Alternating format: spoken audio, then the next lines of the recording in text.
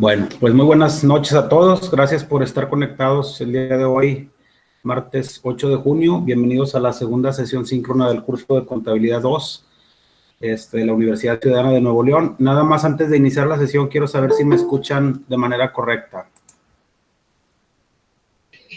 Sí, sí se escucha. Sí, sí se escucha.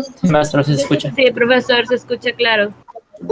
Ok, bueno, bienvenidos a todos. El día de hoy vamos a continuar con el segundo tema del curso de Contabilidad 2 y vamos a hablar del tema de libros de contabilidad. Antes de iniciar con la clase, me voy a permitir hacerles nuevamente unos comentarios previos. En la primera sesión que tuvimos ya hace aproximadamente 2 semanas, les comenté que por ahí se iban a estar realizando algunas actividades en equipo. Sin embargo, el lineamiento que nos dieron la semana pasada para llevar a cabo las actividades es que van a ser de manera individual, por lo que a partir de esta clase, o sea, de esta semana, me han dicho lo que viene siendo este tema, el cual vence el 13 de junio, ustedes lo tienen que presentar de manera individual, es decir, los cuestionarios o las tareas que se les vayan a estar solicitando son de manera individual. Por ahí algunos de ustedes también hacían el comentario de que no estaba habilitado el foro de participación para lo que viene siendo el tema de la semana. Ya se habilitaron dichos foros y pueden participar en ellos hasta el día 13 de junio, ¿ok? La próxima semana, por ahí también ya se cargó la tarea correspondiente a la siguiente semana, pero esa tiene vencimiento hasta el día 20.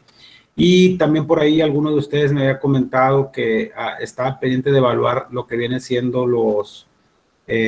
las tareas que vencieron el día domingo pasado. Sí se están empezando a evaluar, nada más hay que tener un poquito de paciencia por la sobrecarga que traemos, pero entre hoy y mañana ya deben de estar evaluadas dichas tareas, ¿ok? También he estado recibiendo algunos mensajes de ustedes que por alguna situación muy puntual y que justifica no tuvieron oportunidad de subir la actividad correspondiente a la, o más bien dicho, la primera actividad, que era mercancías en tránsito, la cual se venció el pasado domingo. Algunos me han estado solicitando una extensión. Si alguno está en una situación particular, háganmelo saber mediante un mensaje y les vamos a otorgar la extensión correspondiente para que entreguen su tarea, ¿ok?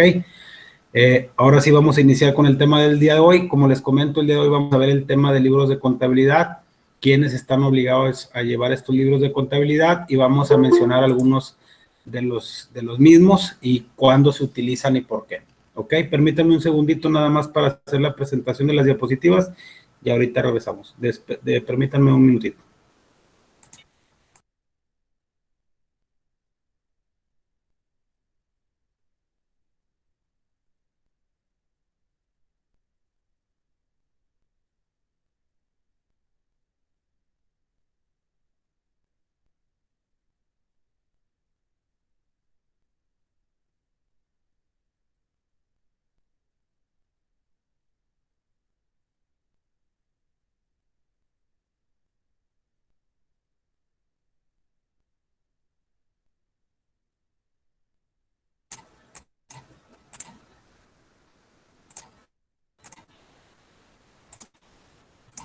Nada más me confirman, por favor, si ahí se puede ver bien la presentación, si son tan amables. Sí, sí se ve. Sí, maestro. Ok. Un segundito.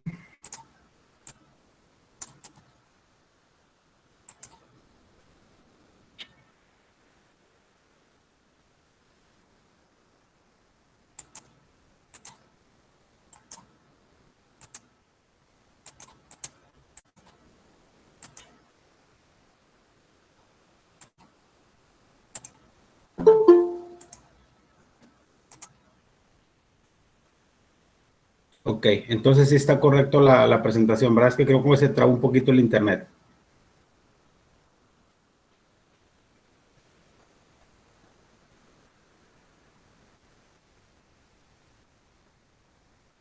Nuevamente, disculpen, sí se ve la presentación, es que se fue un poquito el internet aquí en mi área.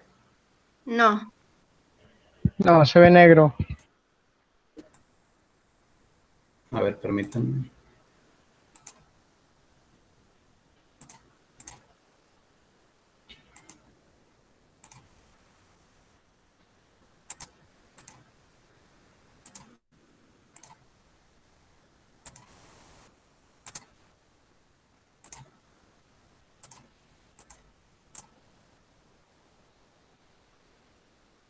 Ahí sí ya se ve. Sí se ve. Sí. Ok. Ok, vamos entonces a iniciar. Como les comentaba, el tema que vamos a ver el día de hoy es el tema de libros de contabilidad correspondiente al capítulo número 16 del libro que estamos utilizando como base para la materia, que es el primer curso de contabilidad en su edición número 22 de Elías Lara Flores y Leticia Lara Ramírez. Y el objetivo de este tema es estudiar el proceso de elaboración de archivos o documentos donde se plasma la información financiera de la empresa, operaciones que se realizan durante un periodo de tiempo determinado y las cuales hay que legalizar de manera periódica. Cuando vimos el tema, o cuando vimos en el primer curso de contabilidad o en el curso de contabilidad 1, vieron por ahí lo que viene siendo las cuentas, vieron algunos ejemplos, y todo eso se debe de plasmar en estos libros de contabilidad. ¿Por qué? Porque nosotros estamos obligados a llevar contabilidad de acuerdo a los diferentes lineamientos que nos emiten las diferentes autoridades y que tenemos que cumplir con esos lineamientos de llevar contabilidad. Es por eso que existen estos libros de contabilidad. Los libros contables son aquellos archivos, como introducción tenemos que son aquellos archivos donde se registra la información financiera y económica de la empresa. Por tanto, son vitales para gestionar y controlar nuestra empresa y controlar si nuestra empresa goza o no de buena salud.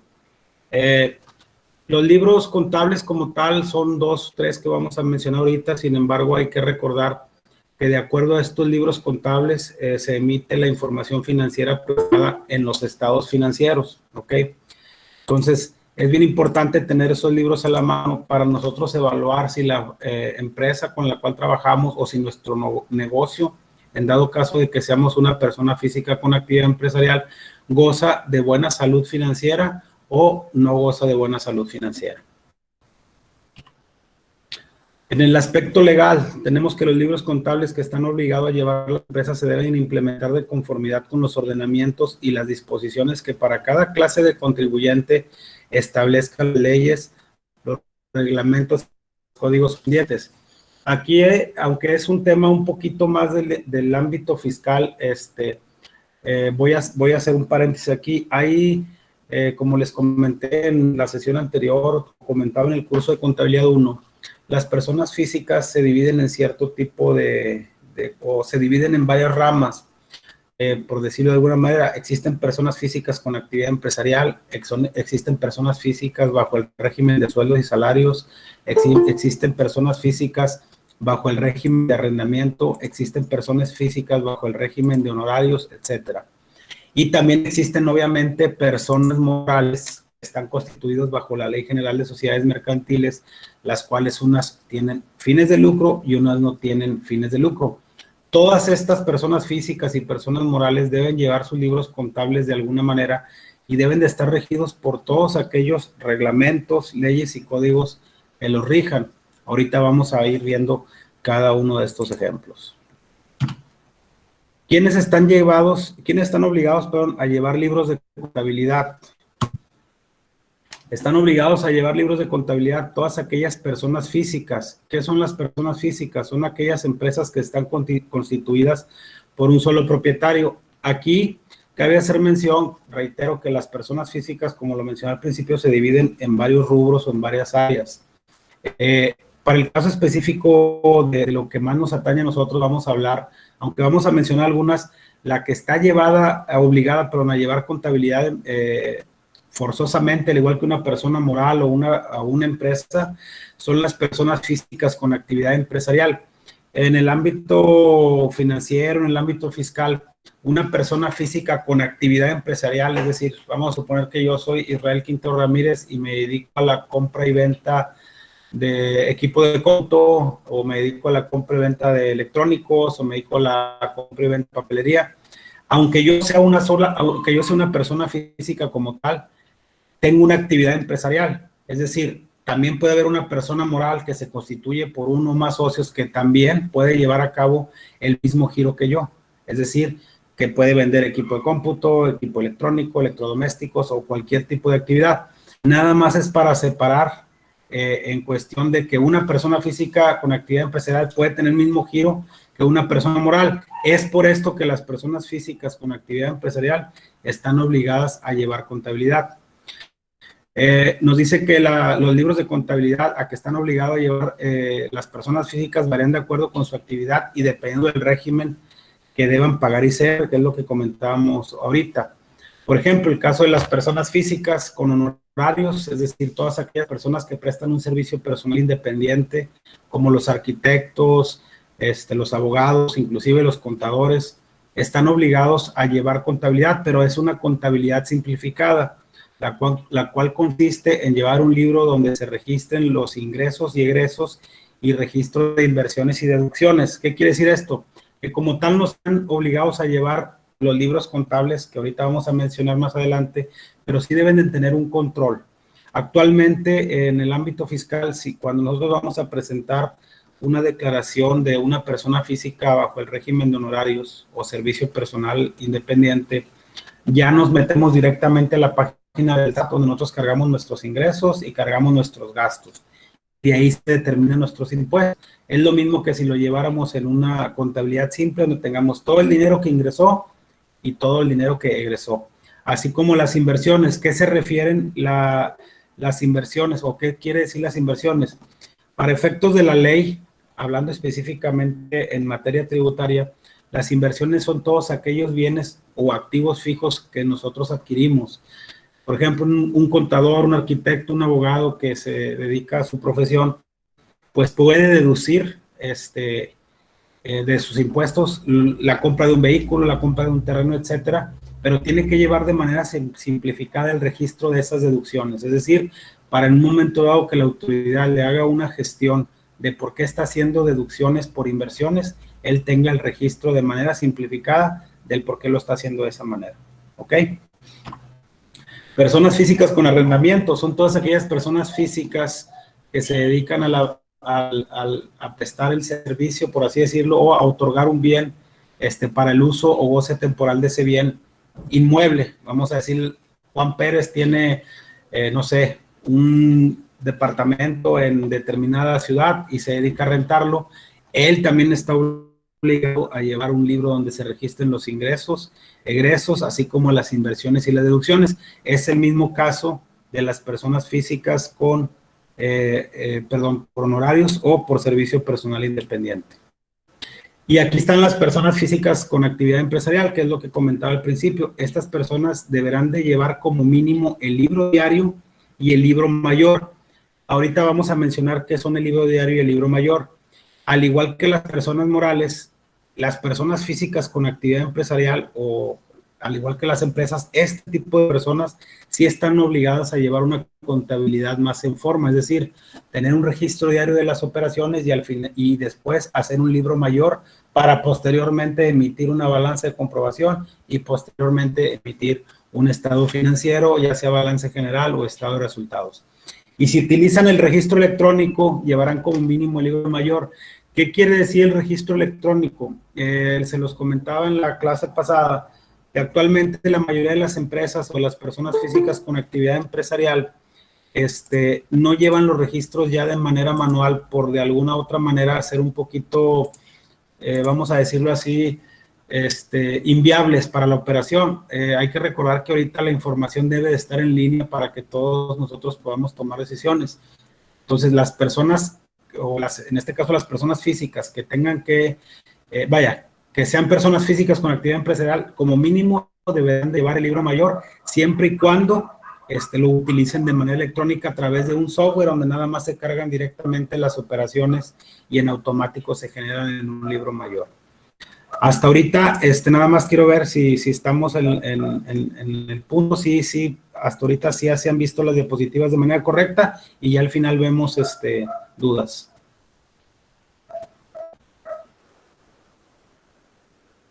Sí, maestro, sí se ve bien. Ok, vamos a continuar entonces. Las personas morales, ¿qué son las personas morales? Son las empresas constituidas por varios individuos o varios socios. La Ley General de Sociedades Mercantiles, que es la que regula todos los tipos de personas morales, es la que nos dice cómo deben de estar constituidas cada una de ellas. Nosotros, las que generalmente estudiamos o las que tomamos de base para el estudio en el área contable, en el área administrativa, son las personas morales que están bajo el régimen de sociedades anónimas de capital variable.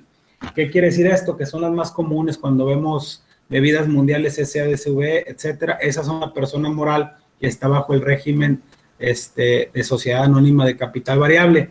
Y estas se constituyen por al menos 2 socios con un capital mínimo de 50,000 pesos. Estas personas morales están obligadas cuando menos a llevar el libro diario y el mayor, y si utilizan el registro electrónico llevarán como mínimo el mayor. Si se fijan, es exactamente lo mismo que en el caso de las personas físicas con actividad empresarial. ¿Por qué? Porque hay que recordar que al principio comentábamos que las dos, independientemente de que una esté constituida por socios y la otra sea un individuo nada más, tienen el mismo giro o el mismo rubro por el hecho de ser una actividad empresarial como tal. ¿Ok? Además, las personas morales de la cual se hacen constar todos los acuerdos relativos a la marcha del negocio que se tomen en las asambleas o juntas de socios y en su caso los consejos de administración. ¿Qué quiere decir con esto? Cuando se hacen las juntas administrativas, sobre todo los licenciados en administración de empresas, generalmente se hacen reuniones mensuales, en la mayoría de los casos, donde se hacen acuerdos de cuál va a ser el rumbo del negocio, qué acciones se van a tomar. Las actas deben de llevarse o deben de plasmar como tal, porque es más que nada para un índole de control interno. Existen otro tipo de actas que también las personas morales deben de constituir. No las puse aquí, pero se las comento, que son los famosos libros de actas. Les voy a poner un ejemplo. Si la empresa cuando inició operaciones eran 4 socios con un capital de 50,000 pesos cada uno, pues estamos hablando que el capital social o de los socios era de 200,000 pesos. Pero ¿qué pasa si al primer año hubo una utilidad, o una pérdida, o una disminución en el capital porque algún socio se salió, o hubo una reinversión, de los dividendos por las utilidades que se generaron y el capital aumentó? Todo eso debe de plasmar en el libro de actas. ¿Por qué? Porque también para efectos fiscales nosotros tenemos que tener muy bien identificado cuál es el valor de las acciones, cuál es el valor de capital de la empresa y obviamente quiénes son los socios que constituyen esa sociedad, en este caso esta sociedad anónima de capital variable. Es muy importante esto porque ahí se deben de ver todas y cada una de las variaciones que tiene el capital, así como las utilidades y las pérdidas que se generan durante la vida de la compañía. ¿Okay? La obligación de llevar libros de contabilidad de acuerdo al artículo 46 del Código de Comercio es de 10 años. Desde el punto de vista comercial, el Código de Comercio nos dice que debemos de tener los libros de contabilidad 10 años. Hay un poquito aquí de discrepancia con la parte fiscal, porque la parte fiscal nos dice que debemos de conservar nuestros libros de contabilidad nada más durante 5 años, pero ahorita lo vamos a comentar. Desde el punto de vista fiscal, que es lo que comentábamos ahorita, de acuerdo con el artículo 30 del Código Fiscal de la Federación, los libros deben ser durante un plazo de 5 años contados a partir de que se presentaron o debieron haberse presentado las declaraciones correspondientes o que se relacionen con estos ejercicios. ¿Qué quiere decir esto? Las personas morales, o es decir, aquellas que están constituidas por 2 o más socios, tienen la obligación fiscal de presentar su declaración anual a más tardar el 31 de marzo de cada año del ejercicio inmediato anterior que corresponda. Un ejemplo, el 31 de marzo del 2021 se vencía la fecha para que todas las personas morales presentaran su declaración anual correspondiente al ejercicio fiscal 2020. En el 2022, el 31 de marzo se va a vencer la fecha para presentar la declaración anual fiscal correspondiente al 2021 y así sucesivamente. ¿Qué nos dice la ley respecto a esto? Que nada más nosotros, en el caso de las personas morales, cuando sean administradores o en el caso de que tengan un contador a su cargo, tenemos la obligación de conservar esta contabilidad o esos libros contables hasta 5 años posteriores anteriores a la fecha de la última declaración de esos 5 años. Aquí nada más también hago un paréntesis, suponiéndose que exista un juicio de índole legal, ante la autoridad fiscal, como en el caso de que haya una devolución o un juicio por un impuesto no devuelto al contribuyente, ahí se tiene que conservar hasta que ese juicio no tenga una resolución. Vamos a decir que yo tengo la obligación de, ahorita estamos a 2021, vamos a suponer que yo tenga la obligación de presentar o de conservar, más bien dicho, la contabilidad hasta el 2016. Pero en el 2018 yo emití un juicio, o más bien promoví un juicio ante la autoridad porque tenía pendiente que me regresaran, no sé, X cantidad de dinero por el impuesto al valor agregado IVA, y la autoridad no me lo ha devuelto. Entonces yo emito un juicio ante el Tribunal Federal de Justicia Administrativa para que me devuelvan ese impuesto, y mientras no haya una resolución de ese tribunal, yo no puedo deshacerme de esos libros de contabilidad, porque en ese lapso la autoridad me puede pedir esa información para poder llevar a cabo la resolución, es decir, que si me van a regresar o no me van a regresar dicho impuesto. Aquí nada más como en paréntesis, el Código de Comercio nos dice que en 10 años, la ley fiscal nos dice que son 5 siempre y cuando no haya un juicio, ¿ok? Ahora sí, vámonos a ver el aspecto contable. Vamos a ver lo que es el libro diario y el libro mayor. Con el nombre de libros principales se le denominan contablemente a los libros diario y mayor. Es decir, estos son los dos principales libros que nosotros vamos a ver como administradores, como licenciados en informática administrativa. ¿Por qué? Porque son los que vamos a trabajar un poquito más. No digo que ya cuando veamos lo que viene siendo una balanza de comprobación o un estado financiero no vayamos a trabajar en ello, pero esa información tanto de la balanza como de los estados financieros proviene de esta información que se plasma en estos dos libros. ¿Cuáles son los libros auxiliares? Los libros auxiliares son aquellos que se llevan para registrar de forma analítica las operaciones. Ahorita al final de la diapositiva o de la clase vamos a ver un esquema de cómo están constituidos estos libros y cómo emana la información del libro mayor y del diario del mayor y los auxiliares para llegar a la balanza de comprobación y al estado financiero.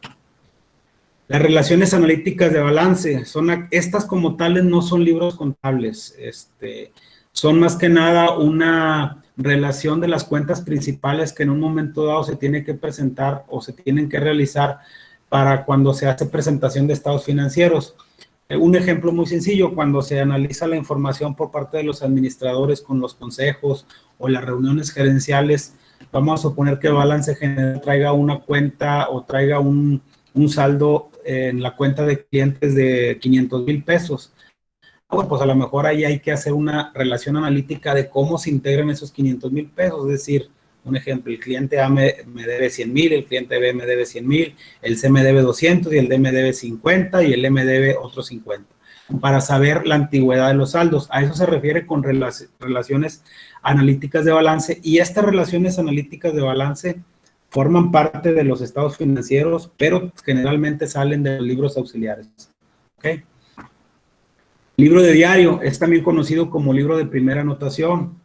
Es aquel el cual se anotan en orden progresivo, de fechas cada una de las operaciones que se van efectuando. Un ejemplo, si ahorita en la mañana nos dedicamos a la compra de papelería y hoy tuvimos una venta en la mañana a las 9:40 de la mañana, pues tenemos que hacer asiento contable para registrar esa venta, y eso lo tenemos que hacer en el libro de diario. Si 2 o 3 horas más tarde realizamos una compra, ¿por qué? Porque nos llegó el material, lo pagamos, hay que registrar esa compra cargándole el almacén con crédito a banco si la compra fue de contado, etcétera. Si de la caja desembolsamos para realizar gastos menores, también hay que registrarlos, y se van anotando en orden progresivo de fechas o conforme se vayan presentando las operaciones de un negocio en particular. En se describen las operaciones detalladamente, indicando no solamente las cuentas de cargo y abono, que son los que ya mencionamos, que todas las operaciones contables o financieras se registran a través de un asiento contable, a través de un cargo y un abono, sino además una serie de datos de carácter informativo, como son la fecha de la operación, el número de orden de la operación, el número de documentos de la operación, como puede ser el número de factura, el recibo, la remisión, etcétera. Cuándo se vencen los documentos en dado caso de que la operación sea una operación a crédito, condiciones bajo las cuales se registra la operación, si es de contado, crédito, etcétera. Aquí vemos un ejemplo muy sencillo, dice todos estos datos que mencionamos, en el caso del libro mayor, vienen en este folio o en este ejemplo. donde se pone el número del asiento, suponiendo que es el asiento 1, el folio, la redacción, por ejemplo, ven mercancía por determinado número de, ¿cómo se llama?, de unidades, el parcial, en dado caso de que haya un registro parcial, los CAC y los abonos, ¿ok?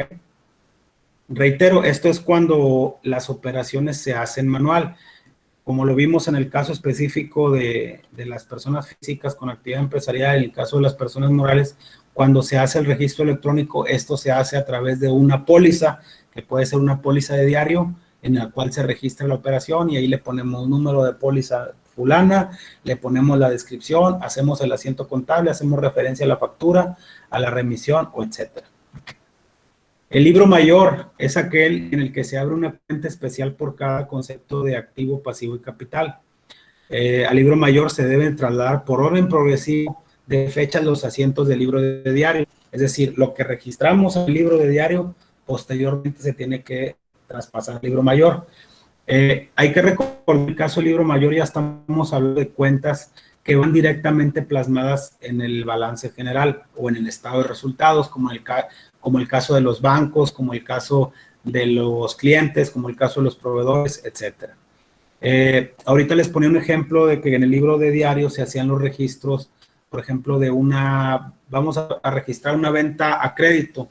El asiento contable es que se le carga la cuenta de clientes con crédito a ventas y ahí va por pagar. Ahí se van registrando las operaciones, pero los saldos que van generando cada una de las cuentas se tienen que registrar en este libro de mayor para posteriormente generar una balanza de comprobación. El libro mayor también es conocido con el nombre de segunda anotación, pues los datos que aparecen en él provienen del libro de diario, del cual se copian las cuentas, valores y fechas. Ya lo mencionamos y este es un ejemplo de lo que viene siendo el libro mayor. ¿Qué desventajas tiene uno y qué desventajas tiene otro? En el caso específico del libro de diario, las ventajas es que muestra las operaciones en forma ordenada y con toda clase de detalles. Y la desventaja es que no muestra el movimiento y saldo de cada una de las cuentas. Es decir, si yo quisiera ver la operación a detalle de un día, pues lo puedo ver en el libro mayor, pero si yo quisiera decir, oye, ¿cuánto movimiento hubo en la cuenta de bancos? Pues no lo puedo ver en este libro de diario, lo tendría que ver en el libro de mayor, ¿verdad? En el caso del libro mayor, muestra el movimiento y saldo de cada una de las cuentas, en el caso de las ventajas, pero no muestra de manera analítica lo que vienen siendo las operaciones de la empresa. Es por eso que a estos dos libros se les conoce con el nombre de libros principales y obviamente cada uno está complementado. Si no se tiene un libro de diario, pues no se va a tener un libro de mayor. Uno nos sirve para ver de forma analítica los movimientos y otro nos sirve para ver de manera global el movimiento y los saldos de cada una de las cuentas. Vamos a ver las funciones del libro de diario. Consiste en registrar las operaciones de forma ordenada y minuciosa y en él no se clasifican las operaciones por cuentas, sino que se describen ampliamente. Y la función del libro de mayor consiste en clasificar las operaciones por cuenta de tal manera que se pueda conocer el movimiento y saldo de cada una de ellas. En el mayor no se describen las operaciones de forma ordenada y minuciosa, sino que se clasifican por cuentas. En consecuencia, la historia minuciosa de las operaciones efectuadas por el negocio está en el libro diario y complementa con el movimiento y saldo de cada una de las cuentas que se conoce con el libro mayor. Lo que mencionábamos ahorita, que están complementados uno con el otro. Los saldos de las cuentas del libro de mayor sirven de base para la formación de los estados financieros finales, que es lo que les comentaba ahorita, tales como la balanza de comprobación. Aquí nada más comentar algo porque aquí hay una discrepancia la balanza de comprobación como tal no es considerada un estado financiero básico. Los estados financieros básicos actualmente son conocidos como el balance general y el estado de pérdidas y ganancias o estado de resultados. Realmente también se le ha dado mucho auge a un estado financiero que se le llama estado de flujo de efectivo, en el cual se tiene que hacer una variación de todo lo que ha ingresado y todo lo que ha egresado desde el punto de vista financiero. No lo vamos a mencionar ahorita, sin embargo, sí les hago, no lo vamos a desglosar ahorita, pero sí les hago el comentario que la balanza de comprobación no es cosa más que los movimientos de todas las cuentas mayor o de todas las cuentas del libro de diario. Y aunque aquí la literatura lo menciona como un estado financiero, en el ámbito contable no es considerado como tal. ¿Cuáles son los sistemas de registro electrónico? Antes de continuar con esto, les hacía comentario en la clase pasada y les vuelvo a recalcar que en la actualidad ya la mayoría de las empresas, por muy pequeñas que sean, inclusive si vemos, inclusive en las tienditas, ya tienen su sistema de registro electrónico contable con un código de barras. ¿Por qué? Porque no puedes llevar la contabilidad de manera manual con la agilidad o la habilidad con el ritmo de vida que llevamos, la misma necesidad de información que se requiere. Entonces, por eso es que se recurre a los sistemas de registro electrónico. ¿Qué quiere decir un sistema de registro electrónico? Un sistema de registro electrónico no es más que un software, un paquete desarrollado por algún proveedor externo, inclusive muchas veces hasta lo generan inclusive en las empresas. Ya estamos hablando de empresas que tienen ingenieros que desarrollan estos sistemas electrónicos, pero está basado principalmente en el registro que se hace tanto en el libro de diario como en el libro de mayor para poder obtener información. ¿Cuáles son las características y ventajas? El registro de operaciones mercantiles puede efectuarse mediante los sistemas de registro manual, ya sea mecánico y electrónico, siendo este último de gran importancia en la actualidad, ya que el uso de una computadora, por lo que estudiaremos algunas de las características y ventajas de la utilización de la misma. Nos reduce tiempo, que ya lo hemos mencionado, o sea, ahorita sería totalmente viable e inoperable realizar la contabilidad o llevar la administración de sin un software como tal. Es más fácil también en un momento dado hacer frente a la solicitud de la información que nos hagan las partes interesadas, como lo que vienen siendo los proveedores, la autoridad, los bancos, etcétera. Es por eso que ha tenido mucho auge y por la misma necesidad de lo cambiante que han sido los negocios en la actualidad, de utilizar los sistemas de registro electrónico o software. Aquí, si se fijan en esta diapositiva, tenemos un sistema de registro contable electrónico. En el caso de los ingenieros o los que van para licenciados en informática administrativa, se tienen que dar documentos fuentes. Esto ya son documentos más técnicos, es decir, lo que viene siendo la configuración de esos documentos para poder llevar a cabo el registro contable. El registro obligatorio y el registro auxiliar. Con este tipo de operaciones se genera el libro de diario que mencionábamos ahorita o el diario general, ya sea a través de los asientos contables, etcétera. Con la información que se registra en el libro de diario general, se pasa esa información al libro mayor, que es el registro de todas y cada una de las cuentas de mayor que componen la contabilidad de empresa de una persona física con actividad empresarial y que sirve de base para obtener una balanza de comprobación, que es un listado de todos los movimientos desde el inicio del periodo hasta el final determinado. Es decir, por ejemplo, mis saldos iniciales al 1 de enero son tantos, más todos mis cargos del periodo del ejercicio, menos mis créditos del periodo del ejercicio, y me da mis saldos finales para llegar a una balanza de comprobación, y de ahí se parte a lo que vienen siendo los estados financieros que conocemos como básicos, que es el estado de situación financiera o balanza general, el estado de resultados, el estado de patrimonio neto o el estado de flujo efectivo, que ya más adelante los vamos a ver de una manera más puntual. Un sistema contable integrado generalmente debe tener algunos módulos. Actualmente, o muchas de las empresas lo conocen como ERP, que es un sistema inteligente para que todas las áreas de una empresa o de un negocio tengan estén amalgamados de manera que la información que se produce en una área en automático afecte directamente o se vaya directamente a la contabilidad, sin necesidad de que se hagan registros contables de manera manual. Muchas veces esos asientos contables ya están configurados desde antes para que al momento que se genere una operación, en automático se registre en la contabilidad y los administradores, los contadores, o inclusive los licenciados en mercadotecnia pueden ver esa información. Un sistema contable integrado debe de tener al menos los siguientes módulos, que son ventas y facturación, para registro de lo que vienen siendo los ingresos de la empresa, de contabilidad, las cuentas por pagar, o lo que viene siendo la cartera, las cuentas por pagar, o lo que viene siendo los proveedores, la caja y los bancos, todas las operaciones que se realicen para cancelar pasivos, para pagar a proveedores, etcétera, los ingresos deben de registrarse aquí y en automático generarse un asiento contable. El control de inventarios para el caso del control de la mercancía o de la materia prima que tengamos en el almacén, los roles de pago, activos fijos, etcétera. Esto es como estaría configurado prácticamente un sistema de registro electrónico. Entonces, como resumen, hay que entender que la mayoría de las empresas están obligadas a contabilidad.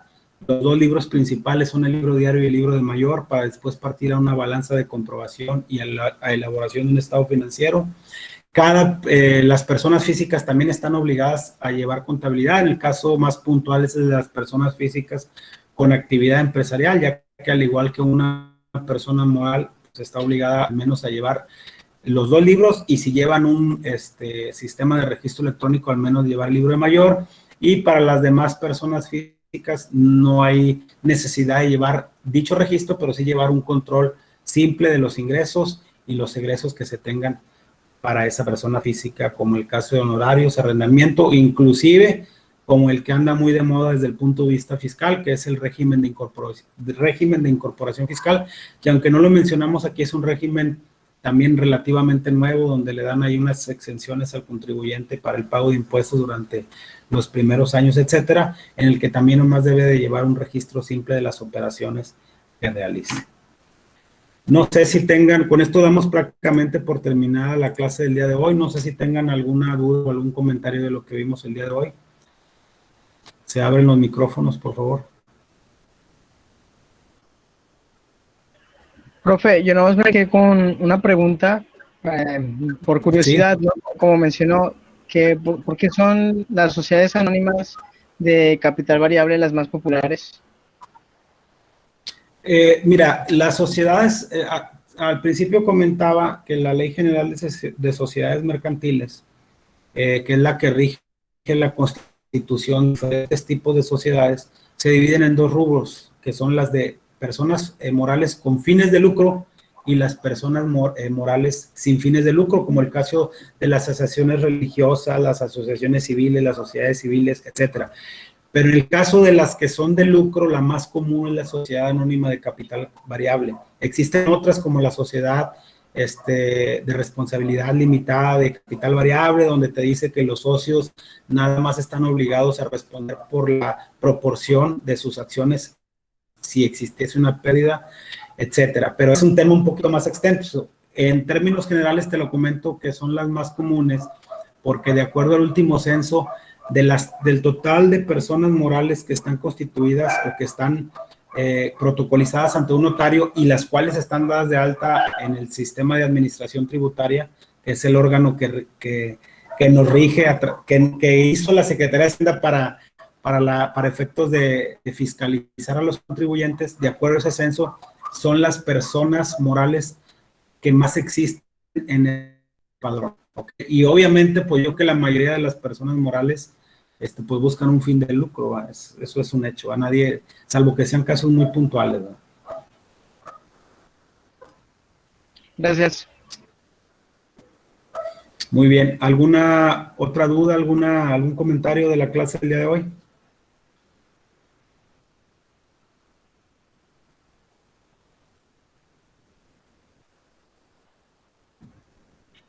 No, ninguna.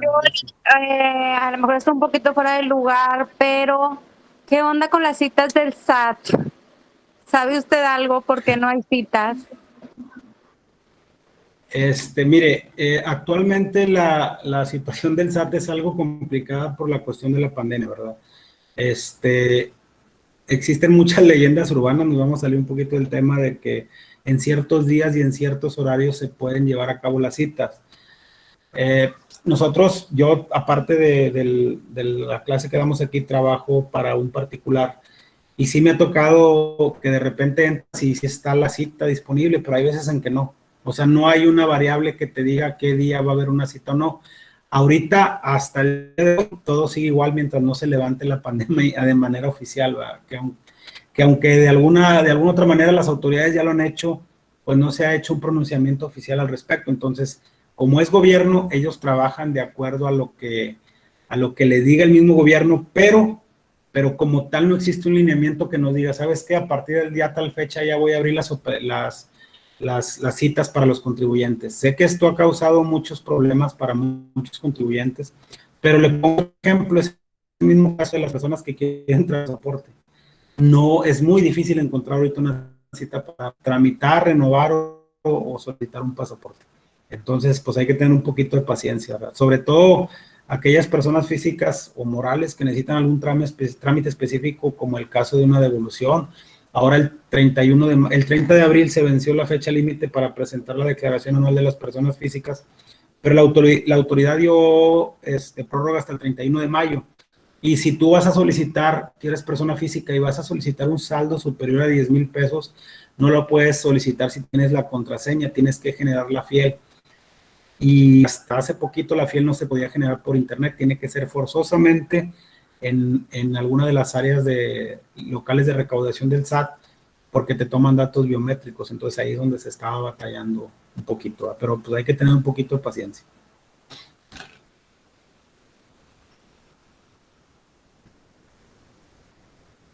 ¿Alguna otra duda o comentario? Gracias.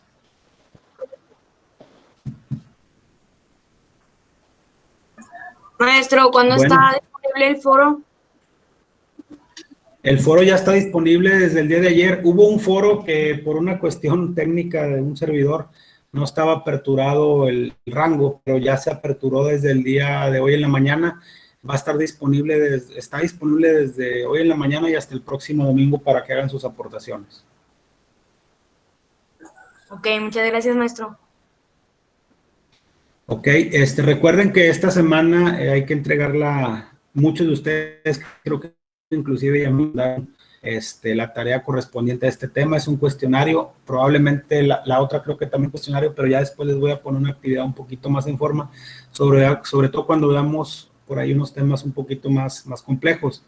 Sí les encargo mucho la tarea, en dado caso de que tengan alguna situación muy puntual de que no la puedan incorporar, háganme llegar algún correo o un mensaje a través de la plataforma y si es algo que esté realmente justificado, sin ningún problema les damos la extensión para que la entreguen. Esta tarea se vence el próximo domingo y la tarea de la próxima semana pues ya también está configurada y se va a terminar de configurar el resto del curso. Si no tienen ningún comentario, ninguna duda, pues damos por terminada la sesión del día de hoy, agradeciéndole a las personas que se conectaron y nos vemos la próxima semana el martes a las 8 de la noche para ver el siguiente tema. Muy buenas noches a todos. Gracias, buenas noches. Gracias, maestro. Gracias, maestro. Hasta luego, buenas noches. Buenas noches. Muchas gracias, buenas noches. Gracias, maestro. Gracias. Buenas noches, María. Buenas noches, Sandra. Buenas noches a todos.